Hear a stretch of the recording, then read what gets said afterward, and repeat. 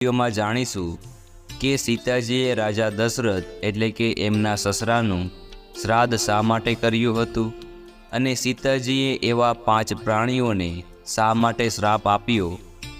આ શ્રાદ્ધની કથા છે જેને સાંભળવાથી સર્વે પાપો નષ્ટ થાય છે અને સત્યનો બોધ પણ જીવનમાં ઉતરે છે।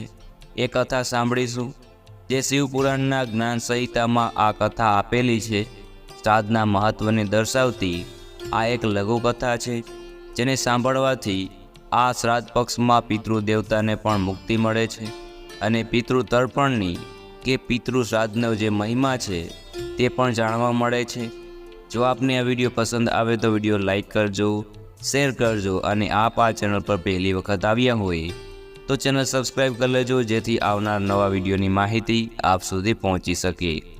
મિત્રો, શિવપુરાણના જ્ઞાન સંહિતામાં એક શ્રાદ્ધના મહત્વને દર્શાવતી એક નાનકડી કથા છે। રાજા દશરથજીની આજ્ઞાથી ભગવાન શ્રી રામચંદ્રજી, સીતાજી અને લક્ષ્મણજી 14 વર્ષનો વનવાસ દરમિયાન ફાલ્ગુ નદીના તીર પર આવ્યા હતા। તે સમયમાં શ્રાદ્ધ કાળ આવ્યો।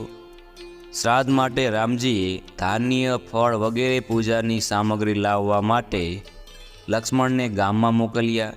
લક્ષ્મણજીને મોડું થયું, આથી શ્રાદ્ધકાળ વીતી જશે એમ જાણીને ભગવાન શ્રી રામ પણ લક્ષ્મણજીને શોધવા માટે ગયા। સીતાજીએ વિચાર્યું કે મધ્યાહનનો સમય વીતી જશે તો પછી શ્રાદ્ધ કેમ થશે? લક્ષ્મણજી તો આવ્યા નથી અને રામ પણ પધાર્યા નથી। શ્રાદ્ધકાળ વીતવા લાગ્યો હતો।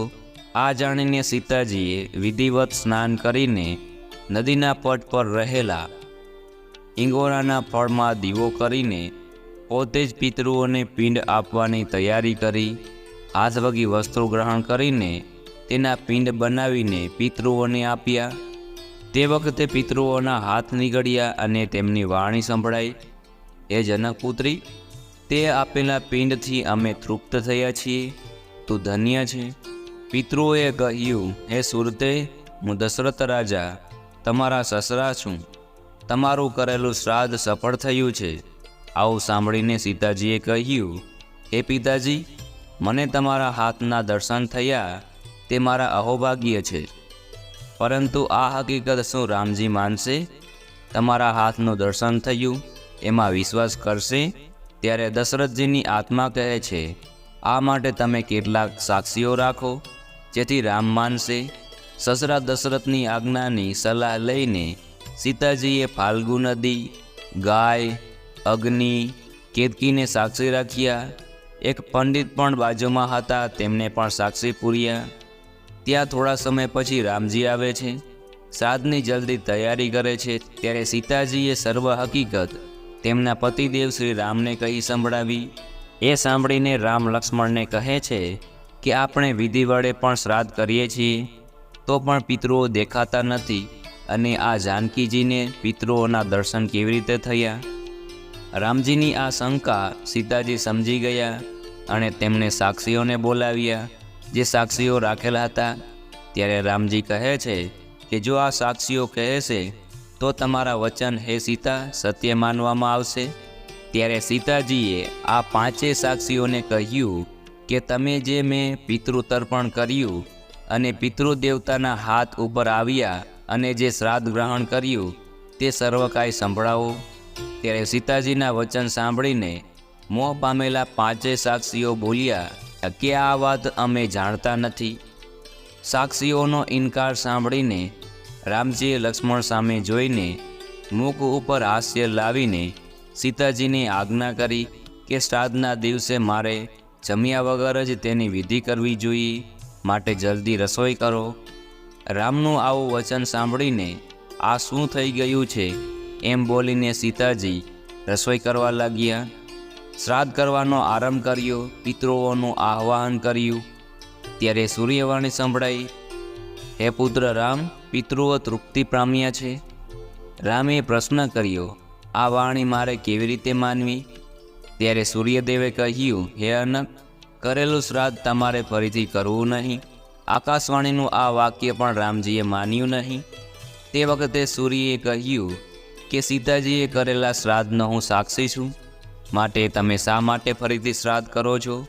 સૂર્યના વચનથી પ્રસન્ન થયેલા રામજી અને લક્ષ્મણજી સીતાજીને કહે છે કે હે સીતે, તમારો જય થાઓ, તમે ચિરંજીવી રહેશો. ત્યાર પછી ભોજન કર્યા બાદ શ્રી રામજીએ લક્ષ્મણજીને કહ્યું કે આ પાંચેય સાક્ષીઓએ સત્ય કબૂલ કર્યું નથી અને દુષ્ટોની જેમ ઊભા છે. લક્ષ્મણજી કંઈ જવાબ આપે તે પહેલાં જ સીતાજીએ પાંચેય સાક્ષીઓને શ્રાપ આપી દીધો. નદીને કહ્યું, હે ફાલ્ગુ નદી, સાંભળ, તે સાચું નિવેદન કર્યું નથી. આજથી તું પાતાળમાં જ વહન કરજે, એટલે કે ભૂમંડળમાં તારો પ્રવાહ નહીં વહે. એવા સીતાજીના શ્રાપના કારણે ફાલ્ગુ નદી આજે પણ પાતાળ તરફ જ ગતિ કરે છે. પટ ઉપર માત્ર રેતી જ હોય છે. જ્યારે રેતીને હટાવવામાં આવે છે ત્યારે જળ દેખાય છે. આ બધું સીતાજીના શ્રાપના કારણે આ નદીએ ફળ ભોગવવું પડ્યું. ત્યારબાદ કેતકી જે સાક્ષી હતી સીતાજીના શ્રાદ્ધની, કેતકીએ પણ અસત્ય ભાષણ કર્યું હતું. એટલે સીતાજીએ તેમણે કહ્યું કે તું સદાશિવની યોગ્ય કદીએ થઈશ નહીં. માટે મહાદેવના શિવલિંગ ઉપર આજે પણ કેતકીનું પુષ્પ નિત્ય પણ પૂજામાં ઉપયોગમાં લેવાતું નથી. પછી ગાય હતી જે સાક્ષી માટે સીતાજીની સામે જ હતી, છતાં પણ તેણે સત્ય ના પૂર્યું.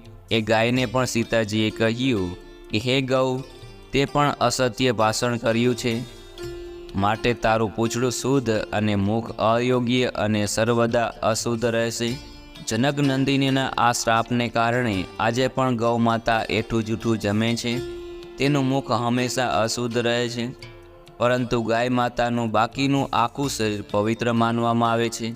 ત્યારબાદ અગ્નિદેવ કે જે સાક્ષી રૂપ હતા સીતાજીના શ્રાદ્ધ અર્પણના, તે અગ્નિદેવ પણ જૂઠું બોલ્યા. ત્યારે સીતાજી અગ્નિને કહે છે કે હે અગ્નિ, હે ઉત્તમ, તમે પણ સત્ય ભાષણ ના કર્યું, માટે દેવતાઓનું મુખ હોવા છતાં પણ મારા વચનથી સર્વે પક્ષી થાઓ. આ શ્રાપને કારણે અગ્નિ જે યજ્ઞ કે રસોઈના ચૂલામાં વપરાતો હતો, પરંતુ સીતાજીના શ્રાપને કારણે અગ્નિ સર્વે ભક્ષણ કરવા લાગ્યું. એટલે કે જ્યાં અગ્નિદા થાય એ બધું ખાખ થઈ જાય, બળીને રાખ થઈ જાય. આ બધું સીતાજીના શ્રાપને કારણે થયું. અને બાજુમાં ઊભેલા પંડિતજી જે નદી તટ પર ઊભા હતા, તેણે પણ સત્ય ભાષણ ન કર્યું. માટે સીતાજીએ તેને પણ શ્રાપ આપ્યો કે હે પંડિત, તમને ગમે એટલું દાન મળશે, ગમે એટલું ધન મળશે, છતાં પણ દરિદ્રતા તમારા જીવનમાં અવશ્ય રહેશે.